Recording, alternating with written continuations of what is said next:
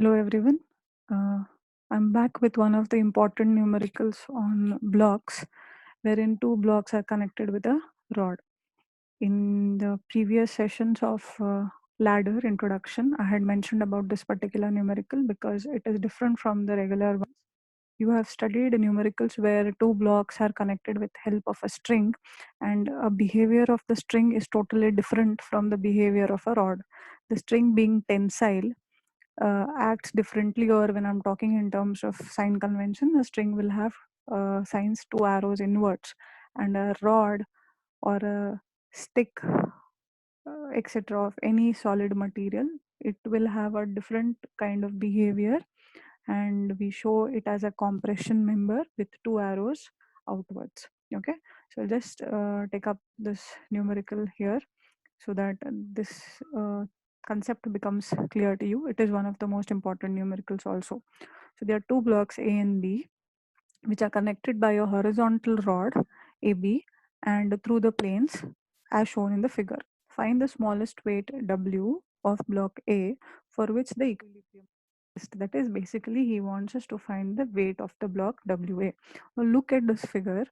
There is block A placed on the horizontal surface, and there is an inclined surface on which the block B is placed. This inclined surface makes an angle 60 with the horizontal. They have given us the coefficient of friction for block A and block B at the surfaces of contacts.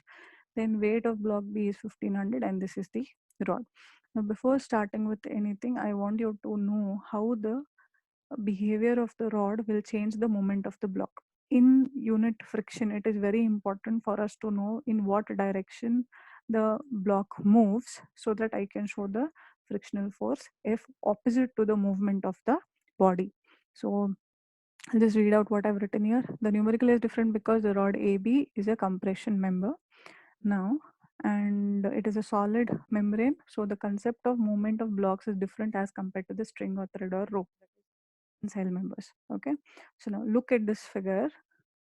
What I need to explain is because this is a rod, when this block tries to move towards the bottom, as this is a rod, this will move towards the left. I repeat, when block B moves downward, the block A is going to move towards the left because this is a rod. Imagine if this was a string. If block B was moving down, the string would have pulled the block A towards the right, and that is why this numerical becomes different. If it was a string, the movement of the block downwards or upwards will make this block move towards the right because the string is going to pull the block because it is in tension. Now because this is a solid material, that is a rod, when the block moves down, so the block is moving down, this rod will tend to move towards this side. So this block is moving towards the left. This case becomes important because based on the movement of the blocks, we will be showing the frictional direction, friction forces. So block B moves down, friction comes top. Block A is going to move towards the left because of the rod. So friction will be shown towards the right. I have written here in the theory also, when the block slides downwards, block B, the rod tends to make the block A move towards the left. This is very important. If it was a string, the block would have moved downwards, pulling the block A. Okay. So here goes the free body diagram for block A and block B. This is the block B. This block is going to move down. So the frictional force is shown towards upwards, that is FB. Then weight is given downwards, 1500. The block is connected with the rod. So compression member C, I've shown two arrows. This is C. Then I'll have normal reaction here at 90 degrees. So I'll draw a normal at 90 degree. I call it NB. Now we have seen from Roller's numerical, if this plane is 60 and this is normal, so 90, the remaining angle would be 30 degrees. So the frictional force which is going up is parallel to the plane, so it makes an angle of 60 degrees over here. These two forces, I will consider them taking their resolved parts, and the rest of them are horizontal or verticals. Then block A is very simple. I show the compression, I show the weight. Now because of the rod, the block moves towards the left, so friction forces towards the right, and the normal reaction at 90 degree, that is Na. Ignore this mu. Now consider the free body diagram of block B alone. I'm talking of this block. Okay, mu is Fb by Nb, so Fb is mu into Nb. I have already derived this and kept. So take summation f of y. Vertical forces we are talking of, Wb, which is coming down, so minus Wb, and I'll have components of N as well as Fb. So NB, this force is in second quadrant, so its y component is positive plus NB sine 30, and FB is in first quadrant, so plus FB sine of 60 equal to 0. So this is the equation. Now we know the value of FB, will substitute NB into sine 30. FB I will substitute as mu into NB. Mu value I know, I'll substitute NB sine of 60. Substitute for sine 60 and sine 30, you will get an equation in unknown being only NB. Solve for it, you get the value of NB, which is approximately 1868. Okay, now substitute this back into FB equal to mu into NB. I know the value of mu, I got NB, I substitute, I get the value of FB. So I hope this is clear.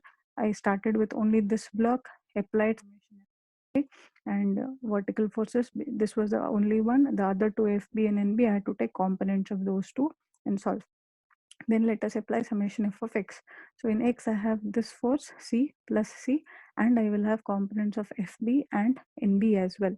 So plus C, FB being in first quadrant, plus FB cos of 60, and NB being in second quadrant, minus NB cos of 30. So written here plus C plus FB cos of 60 minus NB cos of 30. Substitute, you get the values of C because only C is unknown. Once you are done with this, so you have found the value of C, you have found the value of NB, and you have found the value of FB. All the unknowns for this particular block are found. Let us go to block A now. So in block A, it is very simple. I take summation f of x or summation f of y. We started here with summation f of y. So Na minus Wa equal to 0. So Na is equal to Wa. I cannot further solve because nothing is known. I keep it as it is. Summation f of x equal to 0. Minus C plus Fa equal to 0. Minus C plus Fa equal to 0. Fa I can substitute as mu into Na. So mu is 0.25 into Na equal to 0. I knew the value of C. Substitute for C, you get the value of Na being 5160. Now Na minus Wa we knew. Substitute back, I get the value of Wa. So the weight of block A for the to keep this system in equilibrium should be 5160 newtons. This is a different kind of numerical because firstly there is a rod compression member and the movement of the blocks changes because of the rod. I am repeating, this is different numerical than the rest of it. And the second important thing is inclined plane, there is a block. So I have resolved NB and FB in this case. You can also resolve along the plane. You will have to take C and W's components. I have taken regular X as horizontal and Y as vertical and solved this particular numerical. If you wish, you can take this plane to be as X and perpendicular to that as Y and take components of W and C and solve the same numerical. You will get the same answers. I hope the numerical is clear. If you have any doubts, please revert back. Thank you.